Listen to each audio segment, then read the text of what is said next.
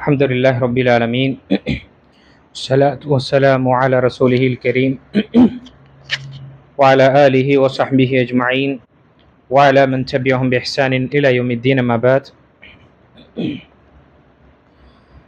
وأن يعيش ابن تخفة الغفار رضي الله عنهما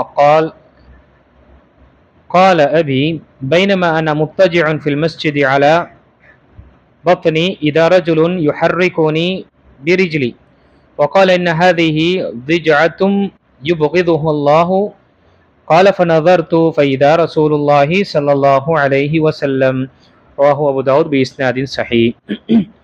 நினைச்சுக்கூறிய அல்லாஹ் அடியார்களே, நாம் தொடர்ச்சியாக தூங்கக்கூடிய ஒழுக்கங்களை பற்றி நாம் பார்த்து கொண்டு வருகின்றோம்.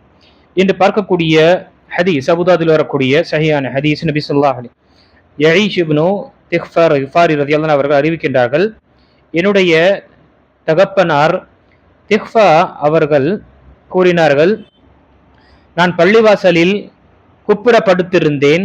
அப்போது என்னை தம் காலால் ஒருவர் அசைத்து இவ்வாறு படுப்பதால் அல்லாஹ் கோபப்படுகிறான் என்று கூறினார்கள்.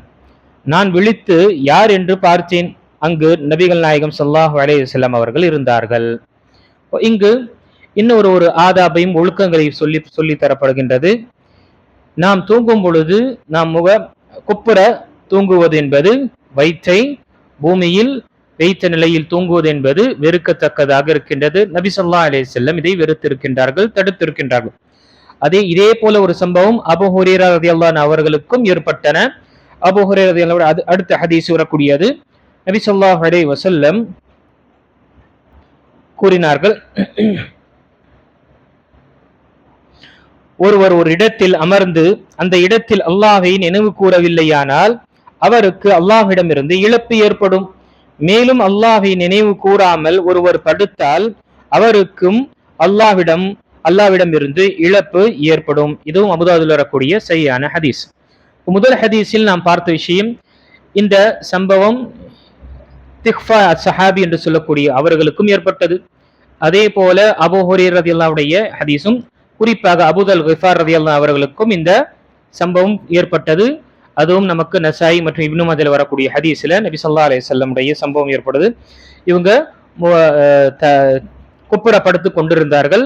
நபி ஸல்லல்லாஹு அலைஹி வஸல்லம் தன்னுடைய காலை கொண்டு அவருடைய கால் கொஞ்சம் லேசாக அசைத்தார்கள். திரும்பி எழுந்து பார்க்கும் பொழுது நபி ஸல்லல்லாஹு அலைஹி வஸல்லம் கூறினார்கள், இந்த மாதிரி தூங்குவது என்பது வெறுக்கத்தக்கது, அல்லாஹு தஆலா இதை விரும்புவது கிடையாது. நசாயில் வரக்கூடிய இன்னொரு ஹதீஸில், நாம் ரமதானுடைய பாடங்களில் தூக்கத்துடைய அமர்வுகளில் நாம் பார்த்திருப்போம், இப்படி குப்புற தூங்குவது என்பது இது நரகவாசிகளுடைய ஒரு நிலையாக இருக்கும் என்று நபி ஸல்லல்லாஹு அலைஹி வஸல்லம் கூறினார்கள். இன்னஹா விஜஅத்து அஹ்லின் நார், இப்படி தூங்குவது என்பது நரகவாசிகளுடைய நிலை என்று நபி ஸல்லல்லாஹு அலைஹி வஸல்லம் கூறினார். அந்த ஹதீஸும் சஹீஹான ஹதீஸில் வருகின்றது. அப்போ ஒரு மனிதன் தூங்கும் பொழுது வயிற்றை பூமியில் வைத்த நிலையில் அந்த குப்புற படுப்பது என்பது இது தடுக்கப்பட்டதாக இருக்கின்றது. ஆம், ஏதோ சில காரணத்திற்காக நாம் தூங்குகின்றோம். எடுத்துக்காட்டாக ஏதோ வயிற்று வலிக்காக அப்படி தூங்குவதனால் சிகிச்சை ஏதாவது இருக்கின்றதா, அல்லது மசாஜ் செய்யக்கூடிய நிலை ஏற்படும் பொழுதோ, இப்படிப்பட்ட காரணம் இருக்கக்கூடிய விஷயத்தில் நாம் சிறு நேரம் இப்படி படுப்பது என்பது என்ன, அனுமதிக்கப்பட்டதாக இருக்கின்றது. இல்லை என்றால் மார்க்கம் இதை வெறுக்கின்றது. தூங்கும் பொழுது இந்த விஷயத்தை நாம் நோக்கொள்ளணும். ஒருவர் தூங்கிய பிறகு அவர் இந்த நிலையில் வந்துவிட்டார் என்றால் அவர் குற்றம் பிடிக்கப்பட மாட்டார். ஏனென்றால் மனிதன் தூங்கிவிட்ட பிறகு அவனுடைய நிலையில் இருப்பது கிடையாது. அல்லாஹ் தஆலா அதை மன்னிக்கக்கூடியவனாக இருக்கின்றான். இரண்டாவது ஹதீஸில் சொல்லப்பட்ட விஷயம், ஒரு மனிதர் ஒரு இடத்தில் அமருகின்றார், ஒரு முஃமின் ஒரு இடத்தில் அமருகின்றார், உட்கார்னார்னா அங்கு அல்லாஹ் தஆலாவை நினைவு கூற வேண்டும்.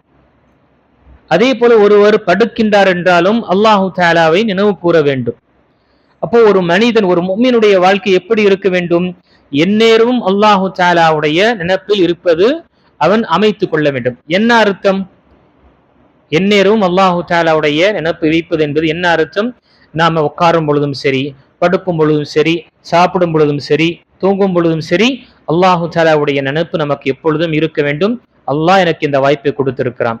அல்லாஹ் தஆலா சொன்ன பிரகாரம் நான் என்னுடைய அமர்வாக இருக்கட்டும், என்னுடைய தூக்கமாக இருக்கட்டும், என்னுடைய குடிக்கக்கூடிய குடிபானமாக இருக்கட்டும், அல்லது உணவாக இருக்கட்டும், எல்லா விதமான, ஏன் சுப்ஹானல்லாஹ், இந்த மார்க்கம் எவ்வளவு நமக்கு துல்லியமாக கூறியிருக்கின்றது என்றால், ஒரு கணவர் தன்னுடைய மனைவியுடன் இல்லற வாழ்க்கையில் ஈடுபடுவதும் மார்க்கம் நமக்கு காட்டி தந்த வழி பிரகாரம் செய்தோம் என்றால் நிறைய விஷயங்களுடைய பலன்களும் இருக்கு, நிறைய தீமையிலிருந்தும் நம்மை பாதுகாத்து கொள்ளலாம். இப்போ இந்த அனைத்து விஷயங்களை நாம நோக்கொள்ளும்.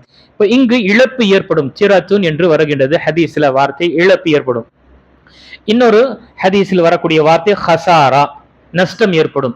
இப்போ எந்த அமர்வில் அல்லாஹுடைய நினைப்பு சொல்லப்படவில்லையோ, அல்லது எந்த ஒரு உணவிலோ அல்லது தூங்கக்கூடிய நேரத்திலோ அல்லாஹு தாலாவை நினைக்கவில்லையோ, அந்த இடம் என்ன ஒரு நஷ்டம் ஏற்படக்கூடியதாக இருக்கும், அல்லது ஒரு இழப்பு ஏற்படக்கூடியதாக இருக்கும்.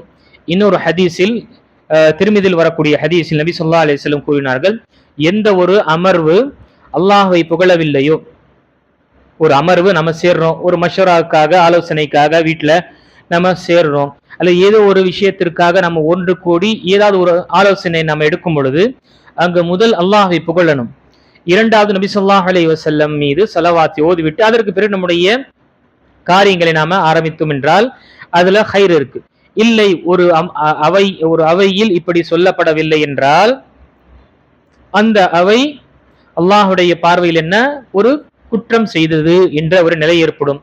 அல்லாஹ் நாடினால் அவரை தண்டிக்கவும் செய்வான், அல்லது அவன் நாடினால் அவரை மன்னிக்கவும் செய்வான். ஆக ஒரு முஃமினுடைய வாழ்க்கை, கண்ணியத்துக்குரிய அல்லாஹ் நடிகார்களே, இந்த சிறிய சிறிய ஒழுக்கங்களை நாம பேணக்கூடியவர்களாக இருக்க வேண்டும். நம்முடைய முஃமின் என்று சொல்லக்கூடிய அடையாளமே என்ன? அல்லாஹ்வுக்கு கட்டுப்பட்டு வாழக்கூடியவர்கள். முஃமின் என்பதும் முஸ்லிம் என்பதும் நான் இதற்கு முன்னாலும் கூறியிருப்பேன். முஸ்லிம் என்பது என்ன, ஒரு புரிதலுக்கு சொல்ல வேண்டும் என்றால், அரபுடைய மக்களுடைய மொழியில் முஸ்லிம் என்பது ஒரு ஒட்டகம், அதற்கு கடிவாளம் கட்டப்பட்டு எஜமானுடைய கையில் கொடுக்கப்படும். அந்த எஜமான் தான் எப்படி அதை எடுத்துக்கொள்ள விரும்புகின்றானோ, எடுத்து நடக்க வேண்டும் என்றால் அது எழுந்து நடக்க செய்யும், உட்கார வேண்டும் அவன் உட்காருவதற்காக அவன் அந்த கயிறை கொண்டு அவன் அதற்கு செய்கை செய்யும் பொழுது உட்காரும். இப்படி என்று முழுமையாக தன்னை தன்னுடைய எஜமானுக்கு முன்னால் ஒப்படைத்து கூடிய நிலைதான் இங்கு ஒரு ஒட்டகத்திற்கு என்று சொல்லப்படும். அதே போல ஒரு அடியான், ஒரு முஸ்லிம் அல்லாஹ்வை ஏற்றுக்கொண்டான், நம்பிக்கை கொண்டான் என்று சொல்லும் பொழுது அவனுடைய அனைத்து வாழ்க்கையுடைய எல்லா அம்சங்களும் என்ன, அவன் அல்லாஹுக்கு முன்னால் சமர்ப்பிக்கின்றான். இப்போ என்னுடைய வாழ்க்கை ஏன் இஷ்ட பிரகாரம் நான் வாழ மாட்டேன், மாறாக என்னுடைய ரப்பு விரும்பி, என்னுடைய படைத்த இறைவன் என்னை அவன் எப்படி விரும்புகின்றானோ அதன் பிரகாரம் தான் நான் வாழ்வேன் என்று என்ன செய்கிறான், தன்னை அவன் சரண்டர் செய்கிறான். இதுதான் உண்மையான ஒரு அர்த்தமாக இருக்கின்றது. இப்போ நாம் முஃமின்களாக இருக்கும் பொழுது நம்பிக்கை கொள்கின்றோம் என்றால் அது நம்முடைய வாழ்க்கையில பிரதிபலிக்க வேண்டும்.